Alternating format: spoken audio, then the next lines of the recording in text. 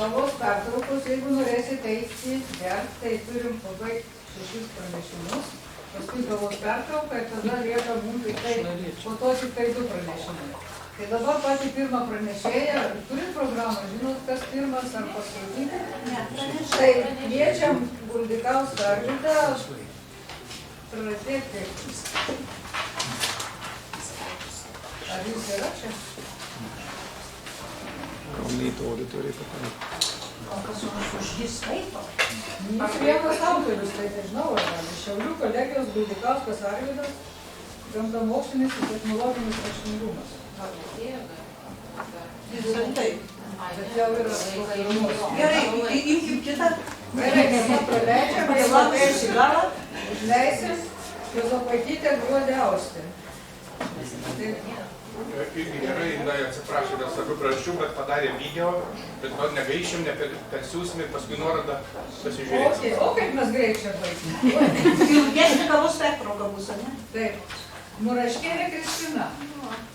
Tai va, jums garbė pradėti, Ačiū už garbę.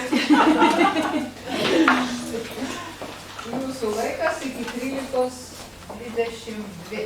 Tai stabdykit jau jeigu. Tai aš tada, kai 3 minutės aš atsistosiu. Gerai. Tai laba diena visiems. Ačiū už tą sudarytą garbę pradėti pirmai. Tai aš esu Kristina, biologijos ir biotechnologijų mokytoja ir atvykau iš Šiaulių Didždvario gimnazijos. Ačiū už galimybę dalyvauti šioje konferencijoje, pasidalinti savo sukauptą patirtimi ir be abejo gauti naujos įdomios patirties iš savo kolegų. Pirmoje skaidrėje sudėjau informaciją ir veiklas susijusias su gamtos mokslais, kurias veiklas vykdo mokykloje ir taip sugrupavau ir atskyriau mieste ir Respublikoje. Tai be abejo, visos šitos veiklos, jos yra vykdomos mano.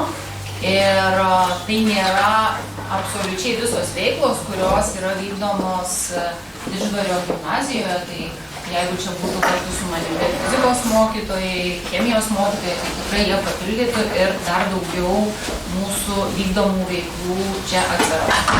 Tai visos šios veiklos pristatymo eigoje bus aptartos, pakomentuotos, tiesiog sudėjau, kad matytumėt, apie ką aš kalbėsiu. Biotechnologijos. Tai mūsų gimnazijoje nuo 2016-2017 mokslo metų yra įsteigta gamtos mokslų klasė, mes ją vadinam gamtamokslė klase.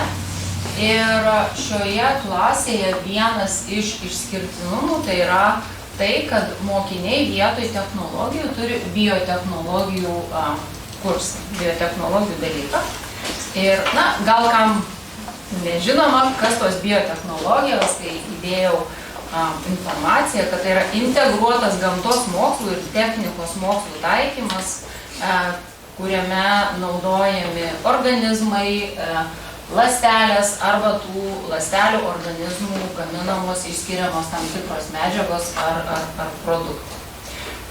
Kaip tos biotechnologijos gimnazijoje, tai yra, ką mokiniai mokosi būtent per biotechnologijų pamokas, tai susipažįsta be abejo su mokslo istorija, klasikinės biotechnologijos produktais, analizuoja, kaip biotechnologijos mokslas veikia kasdienį mūsų gyvenimą, mokosi įvardyti šio mokslo naudą, svarbą žmogui, gamtai. Ir be abejo vertina biotechnologijų produktų vartojimo įtaką aplinkai ir įgytas teorinės žinias sieja su realiu gyvenimu, su realiomis gyvenimiškomis situacijomis. Ir kaip biotechnologijos ugdymo plane atsispindi ir kaip vyksta šis procesas, tai pirma gimnazinė klasė, pirmą pusmetį turi per antrą pusmetį turi 2 savaitinės pamokas. Antroje gimnazinėje klasėje pirmą pusmetį turi vieną savaitinę pamoką, antrą pusmetį turi 2 savaitinės pamokas. Tai tiesiog jie neturi technologijų, o turi būtent biotechnologijas. Ir be abejo, šio dalyko mokiniam mokytis yra labai įdomu. Jie nori patekti į gamtamokslę klasę, nes šiuose būtent pamokose mes daugiausia laiko skiriam eksperimentams. Ir įdėjau vieną skaidrę, kurioje labai maža dalis praktinių veiklų. Tai čia matote pirmoje nuotraukoje pipetavimo pamoka, kada jie mokosi dirbti su automatinėm pipetėm. Tada vienas iš neseniai atliktų darbų tai yra kepenų katalasis tyrimas. Ir vienas pirmųjų darbų, kurį atliekam ir susipažįstam su mikroorganizmais, tai yra aplinkos mikroorganizmų tyrimas. Čia matote termostate būtent sudėtos plokštelės su mitybinėm terpėm ir užsėtais mikroorganizmais. Kitos veiklos gamtamokslės, tai be abejo brandos darbai. Neįkėliau čia pavadinimų, tiesiog pasižiūrėjau, kad jeigu renkasi mokiniai brandos darbus, tai jie dažniausiai yra iš gamtos mokslų, o dar dažniau tai yra iš biologijos. Tai nežinau, ar džiaugsmui, ar vargui, bet ir šiemet aš turiu brandos darbą ir tyrinėjam, ruošiamės pristatyti, va kitą savaitę ir pristatinės. Taip, ir antrokai gimnazistai, turi tokį pirmą startą link brandos darbų, tai gimnazijoje visi antrų klasių mokiniai privalo parengti asmeninį projektą. Tai aš kaip vadinu, tai yra mažas brandos darbas arba įžanga, įvadas į brandos darbą ir jie turi atitikti mokslinio tyriamojo darbo reikalavimus ir etapus. Ir čia tiesiog įdėjau vieną tokį epizodą. Mokinys kūrė mikrokosmus, biologai žino, apie ką tai eina kalba, juos kūrė panaudodami skirtingas aplinkas ir per tam tikrą laiko tarpą vertino, kaip tie mikrokosmai, ten matomi trečioje nuotraukoje, kaip tie mikrokosmai gyvuoja, jie gyvuoja, o gal tiesiog dangteliai kartais būna, kad ir nušaudo. Taip.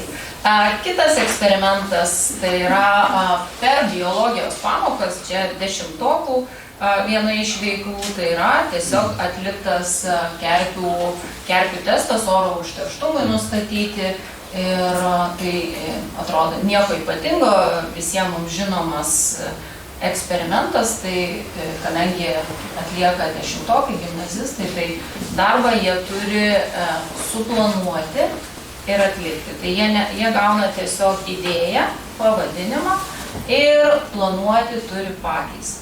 Darbą atlieka jie be abejo ne po vieną, jie atlieka grupelėmis, dažniausiai tokiu atveju bent jau šitą darbą darė 3 ir rinkosi vietas, dažniausiai rinkosi savo gyvenamasis vietas ir turėjo suplanuoti. Tai sunkumas šito eksperimento turbūt ir buvo šitoje vietoje tas planavimas.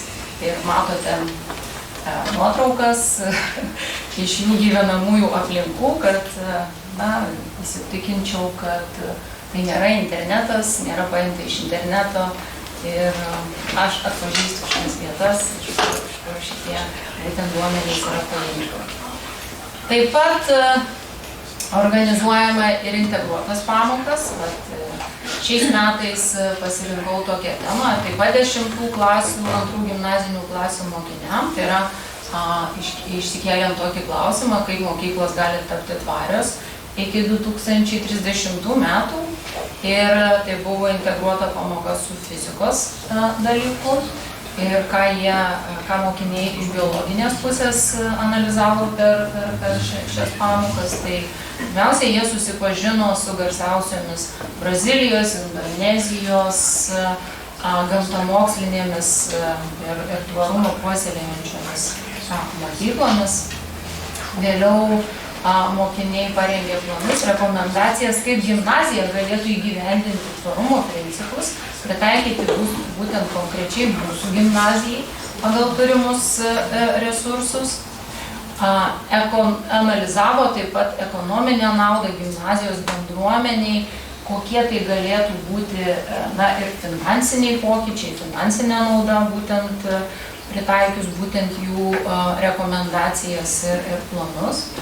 Taip pat buvo labai įdomu, kai mokiniai rinko informaciją apie kitų mokyklų tvarumo iniciatyvas ir tikrai labai pririnko įdomių idėjų, ko ir aš nežinojau, kad kaimyninėse mokyklose įgyvendinamos tam tikros tvarumo idėjos, iniciatyvos ir jie tą puikiai atskleidė. Ir be abejo savo veiklas jie pristatinėjo klasėje, kai kurie kūrė modelius, kai kurie tiesiog parengė pristatymus.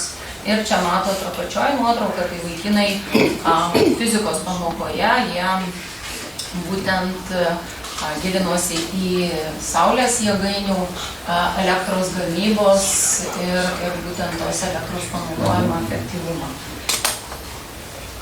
Dar vieno tipo pamokos, tai šiais metais taip pat vyko integruota anglų kalbos, istorijos, biologijos ir geografijos pamoka. Tai buvo iššūkis, kai sutikom dalyvauti ir įgyvendinti šią idėją. Tai temą pasirinkom, kad būtų tinkama daugiau mažiau mums visiems, tai tiesiog parinkom miškas.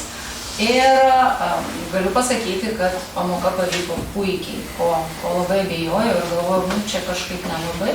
Tai keletas akimirkų ir vienu metu dirbo visi mokytojai. Taip pat gimnazija turi tradiciją. Kiekvienais metais, dabar turbūt jau yra 5 metai iš eilės, kai gimnazijos pirmokai rudenį turi vieną STEAM dieną. Tai reiškia, tai yra šeštadienis ir visi pirmokai susirenka į STEAM veiklas.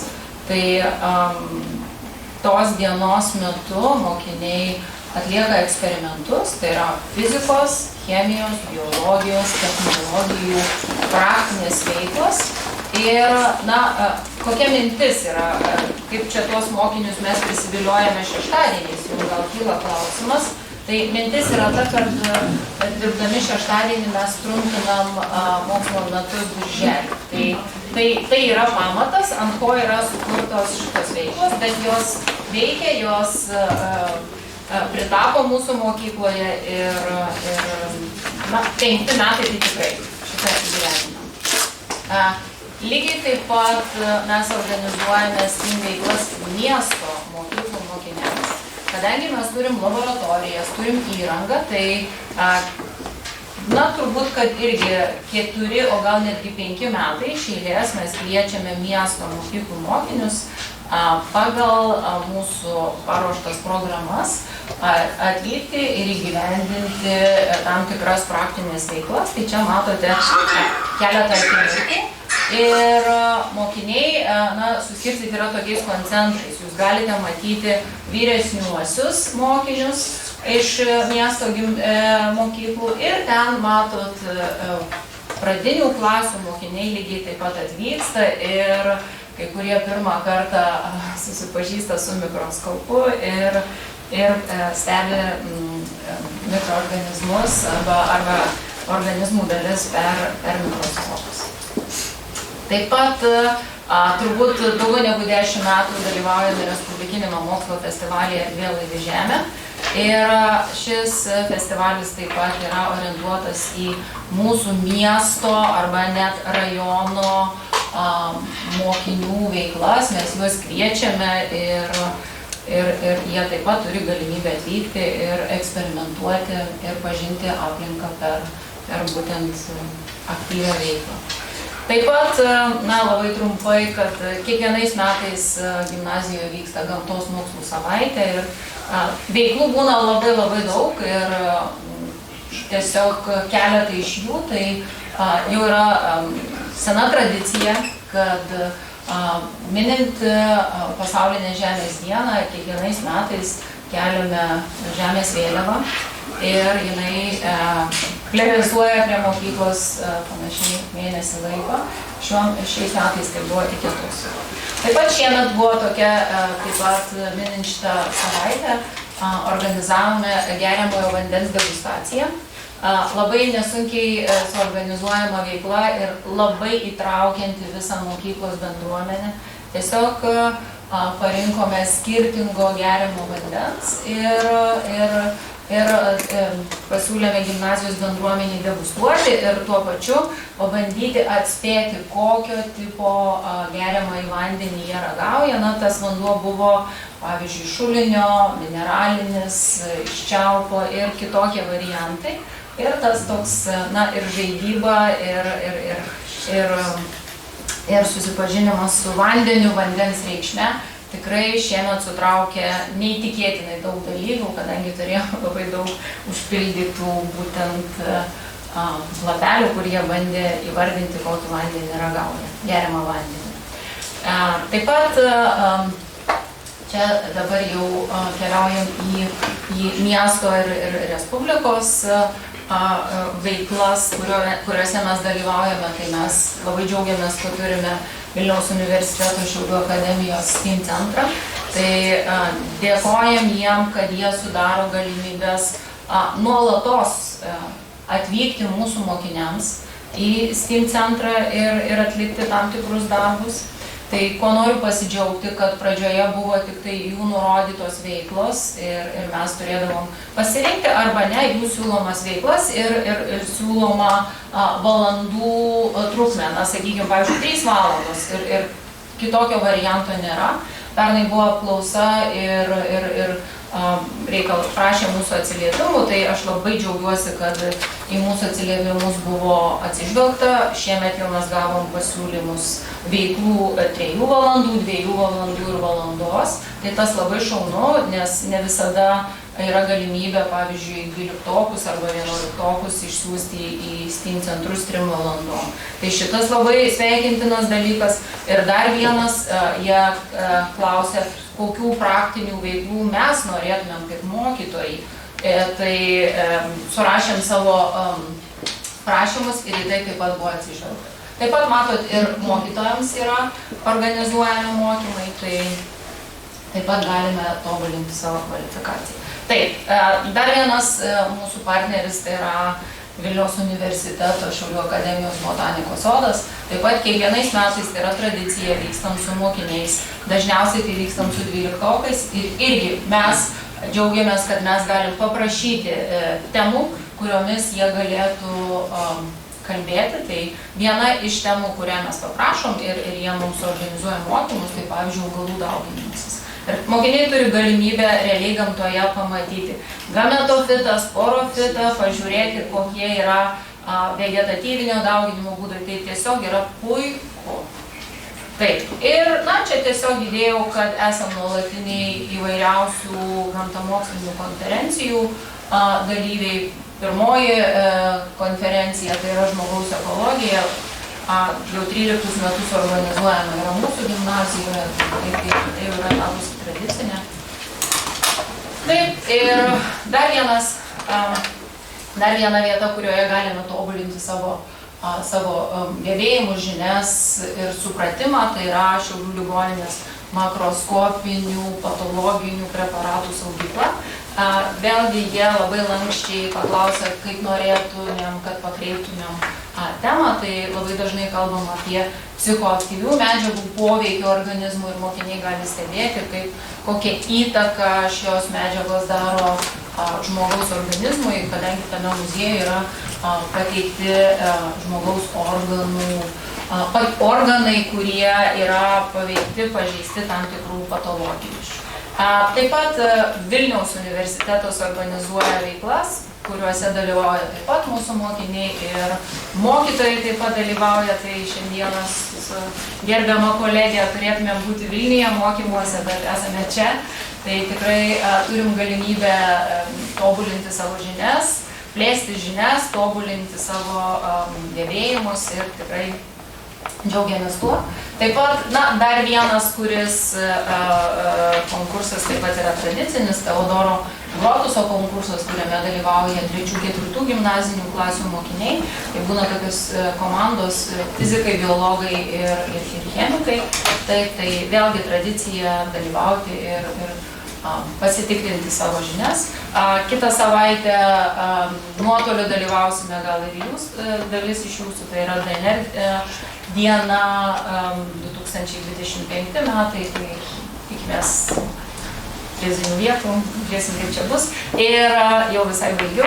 Ir taip pat dar vieni partneriai, su kuriais turim galimybę bendradarbiauti, plėsti savo žinias, mokytojo mokymai organizuojami ir taip pat ir labai kviečia mokinius ir organizuoja tam tikras veiklas moderniuose laboratorijose.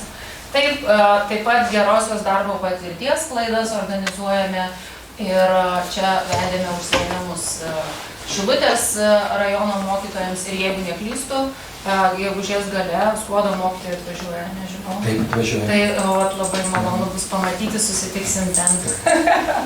Tai atrodo, kad neklystu. Na ir visai baigiant, tai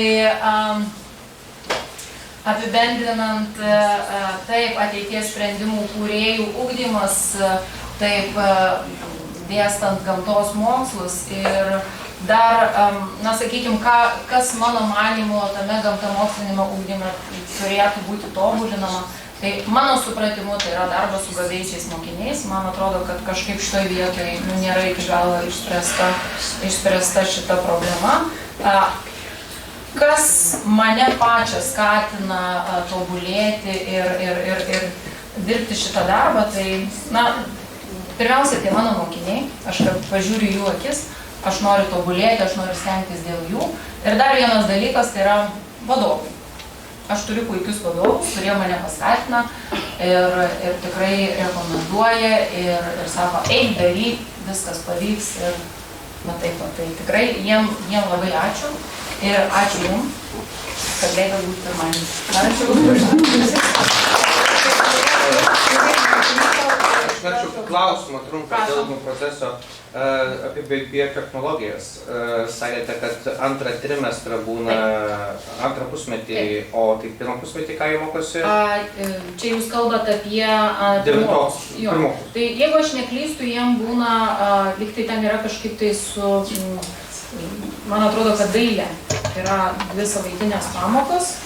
O tai padaryta, kad pirmą pusmetį būna dailė, o antrą pusmetį dailės nebeturi ir jie turi jo. Kaip ir čia pati mokykla, taip susidėliojo, tai kad tų pamokų nepadaugėtų arba nesumažėjo. Sakau, bijau pameluoti, bet man atrodo, kad dailė. Tai kviečiam ruoštis gerbiamą Riaukinę Vilmą.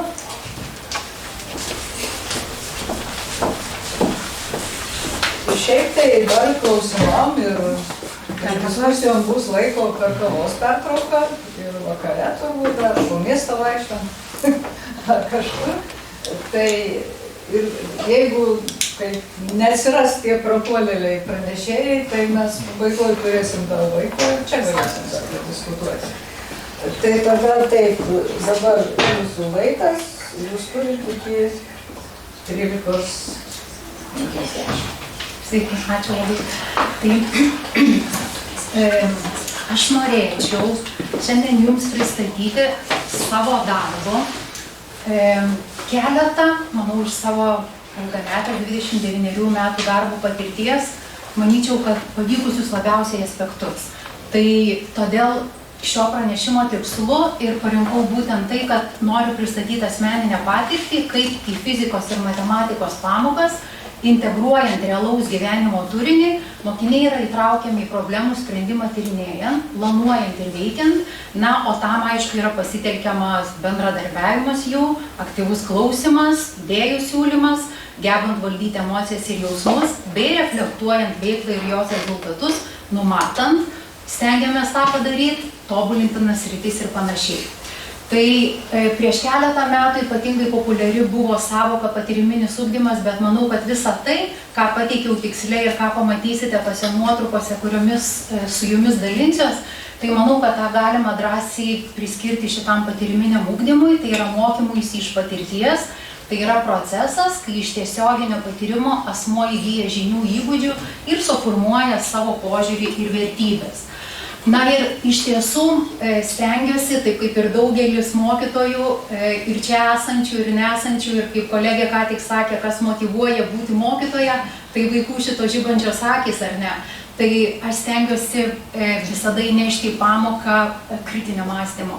Ir pati pradžia, kur stengiamasi sužinoti, atėjome išmokti kažko naujo, mes tikrai ne vienas neturime būti tas, kuris atėjom jau žinodami, tokia mūsų ir misija yra šitoj klasiai. Todėl stengiuosi pačioj pradžioj visada mokinių išsiaiškinti atsineštas žinias, ką jie žino. Ir kai pradžioj prie šito metodo patį antrą kartą išgirsta, jie jaučiasi labai susikaustę, atrodo, kad iš po pamokos galėtų išeiti radikulito surakinti, nes tarsi tam tikra tema jie neturi visiškai nei gyvenimiškos patirties, nei kažkokių įgūdžių ir dėl to jie blogai jaučiasi. Bet tiesiog pastačius juos į tą emocinę būseną ir 1, 2, 3 kartą šito metodo taikymą, tada jie nurimsta ir žino, kad pamokoje tikrai gali būti tai ir jie nebijo pasakyti, kad nežino, o jeigu ir žino, ar tai yra gerai ir tai blogai, niekada nėra tai pasakoma. O sugrįžtama išsiaiškinus visą temą, įdėjus daug darbų įvairių metodų, pamokos pabaigoje atsigrėžiant į tai, su kokiomis žiniomis tu atėjai į pamoką, su kokiomis žiniomis tu išeini iš pamokos. Ir juolab manau, kad šitas kritinio mąstymo, va šitoks mažas momentėlis, ką jisai leidžia mokiniui manipuliuoti ir įgytomis savokomis, įgytomis žiniomis. Ir jisai atrodo taip primityvu, bet jisai iš tikrųjų mokiniui leidžia išeiti pasitempusiam ir apsidžiaugusiam, ką jisai sužinojo per tą trumpą laiką, 45 minučių pamoką.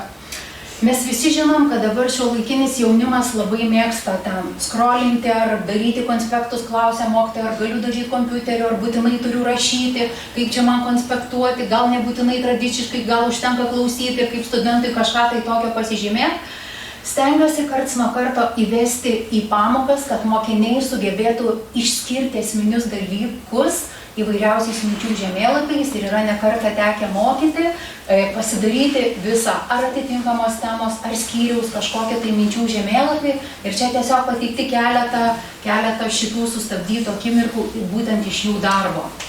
Taip pat manau, kad vis tik šiuolaikinis jaunimas stengiasi ir mes turim padėti jiems kuo daugiau žinių įgyti per pamoką ir kad jie namuose įtvirtintų tai, jeigu jiems yra disciplinuotai besimokantis, ar ne?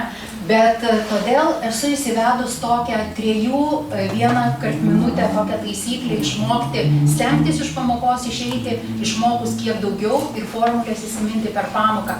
Todėl naudojam keletos spalvų rašiklius, kai pirmą kartą tiesiog jie nieko nesirašydami išklauso mokytojo aiškinimų ir pamato formulę lentoj, žiūri 1 minutę su visais paaiškinimais ir taip toliau, tada lenta pridengiama tarsi užuolaida paslėpiama, jie tada mėlynos spalvos rašiklių rašosi į savo sąsiuvinius, deda poilsį į mėlynos spalvos rašiklį, tada 1 minutę žiūri dar kartą, bet čia kiek kantrybės reikia, patikėti tam, žiūri dar 1 minutę į tai, ką mato lentoj ir negali žiūrėti visiškai į sąsiuvinį ir tuokart ima kitos spalvos rašiklį ir vėl žiūri už uždengtos užuolaidos, ten vėl nieko nemato ir stebi savo sąsiuvinį išsitaiso kitą spalvą. Jeigu turi kažkur padarę klaidas, ir dar 1 kartą kartojama šitoks rezultatas.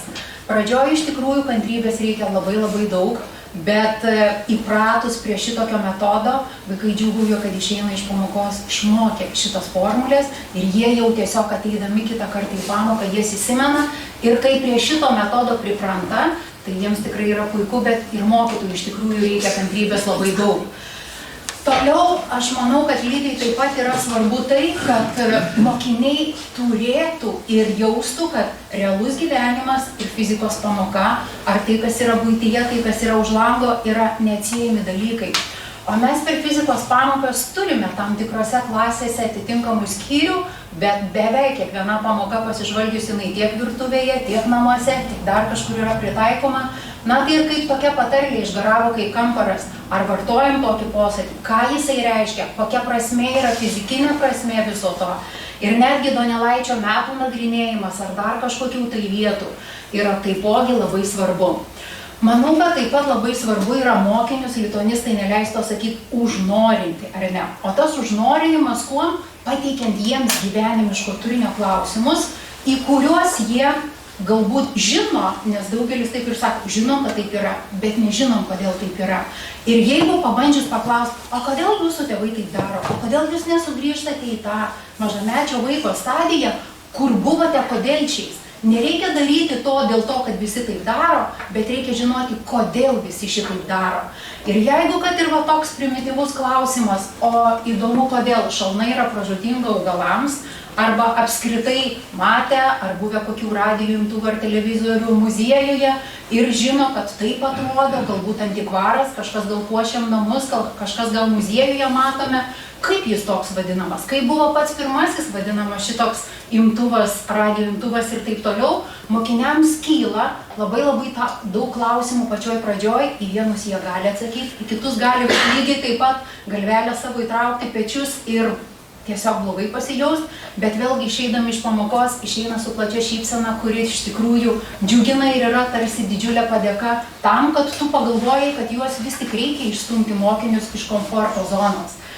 Taip pat dar prie savo kito tokio išgalvoto metodo stengiuosi vėl pateikti tai, su kuo mokiniai gyvenime susiduria. Nebūtina pateikti pamokoje tą užnorinimą kažkokiu tai klausimu, bet galima tiesiog pateikti muziejuje, kuriame yra tekę ne kartą lankytis, ar vienokiose ar kitokiose, tarkime, matyti kažkokią šiluminės elektrinės etapą, naudoja namuose, nesant elektrai generatorių ar taip toliau, ar kažkokius pakroviklius. Kas tai yra? Artėjant šventėms ar savo darželius išpuošia įvairiausiamis gėlėmis, mato ir muilo burbulus ir taip toliau. O kodėl taip yra? Ir tokių paveikslų aš visada stengiuosi prisirinkti mokiniams pamokos pradžioje ir tai visada yra susijęta su pačia pamokos tema ir klausti jų tiesiog, kas čia yra, kodėl taip yra, kodėl, kaip jūs manot, su kuo susijęta šita tema ir taip toliau. Taip pat vėlgi neatsiejama šita vieta, Facebookas tai tikrai ir visi kiti socialiniai tinklai, bet skatinu mokinius klausytis ir žinių. Kiek iš tikrųjų klausant, ypatingai Lietuvos politikų, galima išgirsti daug fizikinių sąvokų, kaip pavyzdžiui, įvykiai vyksta su pagreičiu. O ar iš tikrųjų tą pagreitį politikai naudoja teisinga prasme? Kokia prasme, kaip manom, jų tai yra? Ir vat apie labai daug temų galima tiesiog mokinius nukreipti, žiūrėti tam tikrą kryptimi, mąstyti vienaip ar kitaip. Taip pat prie tų tradicinių, bet kitokių kampų žiūrimų pamokų, manau, kad galima priskirti laboratorinius darbus, o taip kaip ir kolegė sako, kad teorija atrodo kartais mokiniams eina savo, o praktika eina savo. Tai iš tikrųjų, kai ta teorija pradeda draugauti su praktika ir kaip vienas iš šiandien užsieniečių lektorių sakė, kad sako, jeigu jau mokiniai klausia, tai jau yra klausė ir prašo pagalbos, tai jau aukščiausias levelis. Tai iš tikrųjų, tuo iš tikrųjų galima ir džiaugtis. Na ir iš tikrųjų mokiniai, ko šiuolaikiniai mokiniai nori? Jie nori labai staigaus atsakymo, taip kaip ir gali rasti tame dirbtinio intelekto pagalba, ar ne? Jie lygiai taip pat nori, kad mokytojas jiems būtų kaip autoatsakiklis, paklausiau, gavau atsakymą, paklausiau, gavau, bet kaip iki to atsakymo ateiti pačiam? Nes jeigu pats mokinys ateis iki šito atsakymo, jam, kaip aš sakau, užsiliks ir tau galvoj, ir kitam po dienos, ar po dviejų, ar po savaitės pasakysi, ir savo vaikams ar giminaičiams galėsi tikrai paaiškinti. Todėl vėl tokių 3 žingsnelių metodą esu pati išgalvojusi. Na ir toliau kitas etapas, kur galėčiau priskirti taip pat prie gamtamokslinio ugdymo, bet jį jau vadinčiau integruotomis pamokomis, arba leidžiu savo pridėti pavadindama kitokios, kad tai yra pamokos. Labai stiprus sąryšis fizikos yra su matematika. Mesgi galim drąsiai sakyti, kad fizika be matematikos kaip dangus be debesų ar be saulės būtų, ar ne. Tai iš tikrųjų žiūrint netgi į tokį elementarų grafiką, kur reikia mokėti jį skaityti, tai yra ne kas kita, tai yra matematikos žinios, atkarpų ilgių skaičiavimas ir visa kita. Toliau yra judėjimo uždaviniai. Kadangi pati mokau šiuo metu ir matematikos penktokus, tai atkreipiau dėmesį, kad judėjimo uždavinių matematikoje yra sočiai. Ir tuos pikliukus, žingeidžius, žiūrinčius į mokytoją didelėm pažinimo akim, jeigu pakreipus ir paklausus, ar jūs norite spręsti tos uždavinius kaip dičkiai? Jie, žinokit, urmu visi sako, taip, norime. Ir parodžius tą lentelę rasti, žinoma, ar kažkokį kitą metodą pabraižius brėžinius, tiesiog mėgaujasi uždavinių sprendimu ir atrodo, kad tokia sudėtinga tema jiems gali tapti lengvai įveikiama. Taip pat didžiavausi mokiniais, didžiuojuosi apskritai, kai mokiniai išeidami iš pamokos klausė, sako, kokią pamoką mes kitą pamoką po savaitės, pavyzdžiui, su 7-okais mokysimės. Ir kai aš užsimėjau, kad mes dabar tokį vieną skyrių praleisim, paliksim truputėlį birželio mėnesiui, kad jums atgaiva dūšiai būtų nebereikės ten taip stipriai į tas temas tiek savęs įdėti, gilintis ir taip toliau ir namuose ir ką. Kai kalbėsim apie akį, akinius ir taip toliau. Ir kai pasisiūlė 7-okai, sako, aš nešioju akinius. Ar aš galiu pabandyti paaiškinti bendraklasiams temą. Ir va, kaip matot, kaip tik sustabdžiau šitą akimirką, kai tas mokinys buvo su dar kitų bendraklasių pasiruošęs ir kaip gyvą eksponatą paėmė savo akinius ir bandė aiškinti lygiai taip pat. O kitoje klasėje mokiniai susidėliojo taip, kad klasėje 16 mokinių, kad kiekvienas iš mokinių ateis pasiruošę vis skirtingą akių mankštos pratimą. Nes mes savo kūno higieną rūpinamės, bet ar rūpinamės akių higieną? Tai ir iš tikrųjų, žinokit, buvo labai smagu, kad mes per tą pamoką išmokom 16 naujų pratimų, nes vieną mokinys kaip parodydavo, antras ateidavo, tada tas antrasis ir pirmą ir antrą pakartodavo ir taip mes visą tą grandinėlę.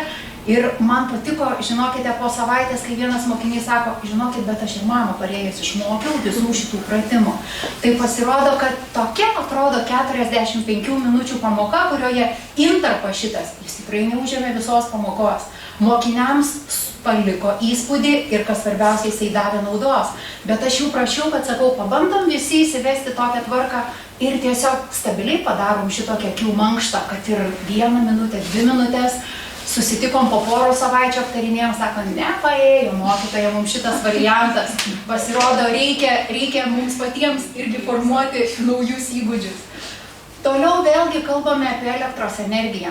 Kalbame apie tai, žino vaikai, kad kraunam tiesiog, turim rozetę, turim kištuką, dedam telefoną, jis kraunas. O kodėl? Kodėl? Kiek mes sumokame už to telefono kasdieninį krovimą? Kaip apskritai visa šita sistema veikia, iš kur galima nurašyti šitą dalyką. Ir kaip paprašau mokinių, net, pavyzdžiui, iš 12-okų, vienas sako, jo, aš žinau, aš stabiliai kas mėnesį keliauju iki šitos vietos, kur yra namuose įtaisyti elektros skaitliukai, ir aš nurašau ir atnešu tėvams parodymus. Sakau, o kur tu dedi? Nu tai mamai reikia, mama paprašė, taip ir yra. Bet jeigu parodžius jiems, kad egzistuoja šitos, nu tiesiog apskaitos už mokesčius lapelis ir kad mes pabandom dabar sužiūrėti, kiek kainuoja, o jeigu dar pasigilinant klausiu, ar jūs žinote, kas jūsų šeimoje už elektros tiekimą, koks tiekėjas yra atsakingas, tada toks atsirodo mistinis gabių mokinių klausimas, kur iš tikrųjų jisai pasirodo yra realaus gyvenimo. Tada susitariam, kad kitą pamoką mes ateinam visi sužinoję, o vis dėlto, kas yra tiekėjas iki jūsų namų durų. Tai vėl tada galima išrutuliuoti kažkokią tai kitą diskusiją. Taip pat vienoje tokioje muzikantų klasėje yra tekę būti, kad burbuliuoja, suprantu, kad kažką darau ne taip, kažkas yra neįdomu, turbūt mano pasakymai ir taip toliau. Ir man teko tada, jam sakau, tai kokiais jūs tais muzikos instrumentais dabar groja, pavyzdžiui.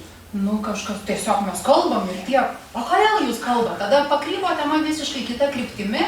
Išsiaiškinom, pasirodo, kad jų dabar tas garso instrumentas yra balso stygos. Po to išsiaiškinom, kad jie lanko tam muzikos mokyklą, kažkas groja gitara, kažkas pianinu, kažkas tūba, kažkas fleita.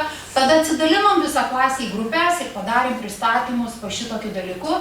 Ir nepavyko mums iki galo įgyvendinti, nes buvome susitarę, kad pasikviesti ir savo muzikos mokyklos mokytojus į šituos pristatymus, kad atsineš šituos instrumentus, padarysim tokią viešą atvirą pamoką. bet ten dėl tam tikrų įvairiausių priežasčių iki galo nepavyko gyvendinti šito plano, bet idėja tebėra. Na ir iš tikrųjų, aš iš tavęs reikalauju, kad ne tik mokiniai į mokytoją išeitų iš po pamokos patenkinti tuo, kas vyko per pamoką, ką sužinojo, bet noriu ir pati visada ateiti akimis, į mokyklą naujomis akimis ir tiesiog, kad pati raščiau, dar ko mokytis ir žinočiau, ko nežinau ir būtų kur stengti siekti ir taip toliau. Tai sugalvojau tokią integruotą pamoką, pavadinau ją, jin jau interpretuota per keletą metų išturbinta įvairiausiam kryptim.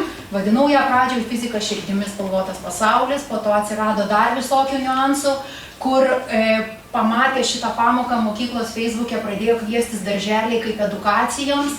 Ir mes per tą pamoką dirbame iš tikrųjų pakankamai daug įvairiausiam kryptim.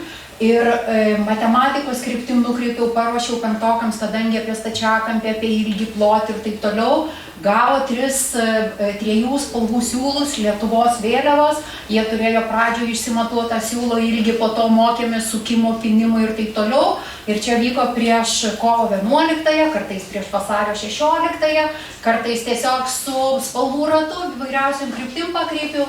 Ir tai po pamokos mokiniai išeidami šypsojos, dėkojo, bet kad ta pamoka paliko jiems įspūdį bet kurios amžiaus klasiai. Pamačiau per tai, kurie yra to garbingo Facebooko draugai ir dedas istorijus, kad turi apyrankę, kiti pasidarė 2 apdovanojo mokytojus, kiti tiesiog prieš atostogas dabar klausia, sako, o tai šiandien nebus ta kitokia pamoka, jūs nesugalvojot, kokia kitokia, kur parašyta, kad čia tai prieš atostogas turėtų būti, ar mes susitarę kažką pamiršau, sako, va kaip tada buvo šita prieš kovo 11 dieną. Tai va tada galvoju, tas atgarsis ir netgi va šita vieta, kaip netgi ir po kažkiek laiko, kai yra prisimenama, tai vėl turbūt galim traktuoti, kad tai mokiniuose paliko ryškę žymę.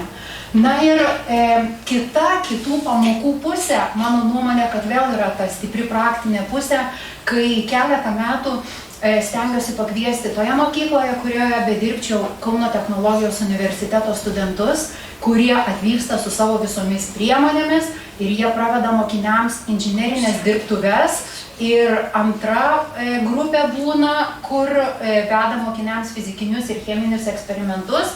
Tai būna nuostabi diena nuo pradinių klasių iki gimnazisto paskutinio, kur išeina pasigaminę pipsiukus, mirksiukus ir visą kitą prisieksperimentavę, šaldytų sausainių privalgę ir ten viso kito. Taip pat tekę yra integruoti ir kai atvyksta į mokyklas pagal Erasmus projektus įvairiausių šalių mokytojai ir delegacijos su mokiniais, tai yra tekę vesti tokią pamoką spalvotas pasaulis, šviesos atspindys ir lūžis. Ir vienoje iš ankstesnių darboviečių buvome įsivedę Klilo šitokią programą, tai kai stengiamės į savo pamokas įterpti kiek įmanoma anglų kalbos frazių kažkokių tai, bet būtent, pavyzdžiui, čia yra vienas iš pirmūnų mokinys, kurio tėvelis inžinierius ir jisai patiko tema apie transformatorius, tada sako, aš galiu apie generatorių viską tėčių išklausinėti ir pasistengti papasakoti, pristatyti. O jūs, sako, mokytojai, jeigu aš kažkur klysiu, pataisysite mane. Ir jis tada jau tą pamoką pristatė ir savokas pagrindinės pateikdamas lietuvių kalba ir anglų kalba. Na, o šitoje gimnazijoje, kurioje dabar dirbu, tai nuo šių mokslo metų pradedame įdiegti Kembridžo programą matematikoje, o nuo kitų mokslo metų jau ir gamtos moksluose. Na ir kalbant apie ugdymą kitose erdvėse, kur taip pat nišų visada galime rasti, reikia tik tai laiko tam įdėti, kaip ten sako, geros idėjos nieko nekainuoja, kainuoja tik jų įgyvendinimas. Tai teko kartą vykti su gimnazistų grupe į susitikimą su NASA astronaute, kur mokiniai gavo labai daug įdomios patirties, atsakymų ir visa kita, ir kur atrodo važiavo su vienokiomis žiniomis, o grįžo su kitomis. Taip pat išvykos į universitetų laboratorijas, Kauno technologijos universiteto, Klaipėdos universiteto ir žinau, kad neįdėjau Vilniaus universiteto taip pat esam lankėsi. Na ir muziejuose, šitame muziejuje, po to lazerių šitame centre prie Vilniaus universiteto. Išvykoje į Orlen Lietuva elektrinę, buvusią Mažeikių termofikacinę elektrinę, nuotraukų gausa čia negalima pasigirti, nes pačioj vidinėje erdvėje ten fotografuoti negalima labai limituotai, bet vis tik tai yra svarbu. Na, pati esu dalyvavusi išvykoje į termobranduolinių tyrimų centrą prieš 1 metus į CERNą, kur atrodo, kad ne tik mokiniams gera yra išvykti, bet visada gera dalintis ir savo įgytą patirtimi. Tai kita vieta dar yra labai svarbi - tyriamieji darbai. Tai šiais mokslo metais, per 1 mokslo metus, Klaipėdos Universavijos šitoje tarptautinėje mokykloje mokiniai turi pasirinkti vieną tyriamąjį darbą ir jie jį turi atlikti per 1 mokslo metus pagal atitinkamus etapus. Tai yra būtent taip pat taikydami mokslinio tyrimo visus etapus ir tokią temą, kurią sugalvojo dirbtinis intelektas gyvenimas mokykloje, mes pakreipėme į triukšmo pusę, ją pasirinko man būtent 5-okai ir vienas iš mokinių net gaila, kad pakeitė telefoną iš nepopuliaraus Samsungui populiarų iPhone'ą. Tai buvo Samsung'e pats sukūręs triukšmui matuoti programėlę, bet kadangi pakeitė į tą iPhone'ą, tai nebenori sugrįžti prie jo, tai dabar tenka naudotis triukšmomačio programėlę tą, kurią atrado ir mano, kad yra geriausia. Viena kita mergaitė apie savo vaikystę, tai jinai skaičiuoja savo vaikystės kambario plotus, kiek dažų reikia išdažyti, atnaujinti kambarių, kiek visą tai kainuos, laksto po prekybcentrius, domisi internete akcijom, atrakcijom ir netgi įtraukti tėvai buvo į darbą, kai reikėjo pasitelkti savo namo visą brėžinį, nes reikia paskaičiuoti atitinkamus plotus visiems išdažymams ir taip toliau. Na ir refleksuoti norėčiau tuom, kad refleksijos formų mes turime įvairių, atsigręžti galima įvairiai. Nuo to galbūt sakom pasenusio varianto popierinio, bet jeigu mes visada naudosimės tik tuom, kad duoda visagalis internetas, greičiausiai nebemokėsim nei savo ranką rašyti, nei lietuviškais rašmenimis ir panašiai. Tai kartais man patinka tiesiog pašmaikštauti su mokiniais ir padovanoti po telefoną, bet popierinį, taip kaip pirmoji šitoj vietoj, ir pabaigus skyrių ar kažkokią svarbią temą, leisti jiems pasirašinėti tarsi žinutėmis, bet su sąlyga, kad kiekvienoje žinutėje bus pagal užduotį, pavyzdžiui, ar tai to skyriaus kažkokia sąvoka ir pokalbių žinučių turi vystytis prasmingas. Toliau, kai reikia įvardinti mokiniams, ką moki, ko nemoki, ką gebi, kas sunkiau sekasi, ar su kokiais klausimais išeini, galima pateikti ir tokią popierinę schemą žaibukų formą. Na, o Hello Smart duoda dar gražesnių dalykų, taip kaip matot, sukurta vieną iš šitų, kam vasarą ketina mokiniai išnaudoti. Na, o dabar įvairiausi ten tie slidoslide.com ir taip toliau duoda dar įvairiausių galimybių.